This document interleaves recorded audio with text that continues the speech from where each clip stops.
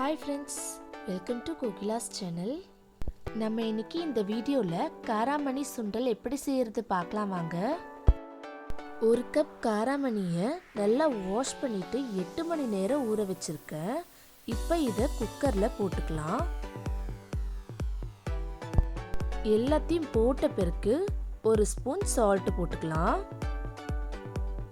அப்புறம் 1.5 கிளாஸ் தண்ணியை ஊற்றிக்கலாம். இப்போ நல்லா கலந்து விட்டுக்கலாம். கலந்த பிறகு க்ளோஸ் பண்ணிட்டு கேஸ்ல வச்சு 2 விசில் வந்ததும் எடுத்து வச்சுக்கலாம் ஒரு பக்கம். இப்போ தாளிக்கலாம் வாங்க. அதுக்கு ஒரு பாத்திரத்தை எடுத்து 3 ஸ்பூன் எண்ணெயை ஊற்றிக்கலாம். எண்ணெய் நல்லா சூடான பிறகு 1/2 ஸ்பூன் கடுகு போட்டுக்கலாம். அப்புறம் 1/2 ஸ்பூன் உளுந்தப்பருப்பு போட்டுக்கலாம். எல்லாம் நல்லா பொரிஞ்ச பிறகு கொஞ்சமாக கருவேப்பிலை போட்டுக்கலாம். அப்புறம் 4 காஞ்ச மிளகாவை 2 கிள்ளி வச்சிருக்கேன், அதை போட்டுக்கலாம். இப்போ எல்லாத்தையும் சேர்த்து நல்லா வறுத்து விட்டுக்கலாம். அப்புறம் குக்கரில் வேக வச்சிருந்த காராமணியை இதில் போட்டுக்கலாம். எல்லாத்தையும் சேர்த்து நல்லா கலந்து விட்டுக்கலாம். நல்லா கலந்த பிறகு இப்போ 1/2 கப் தேங்காயை துருவி வச்சிருக்கேன், அதை போட்டுக்கலாம்.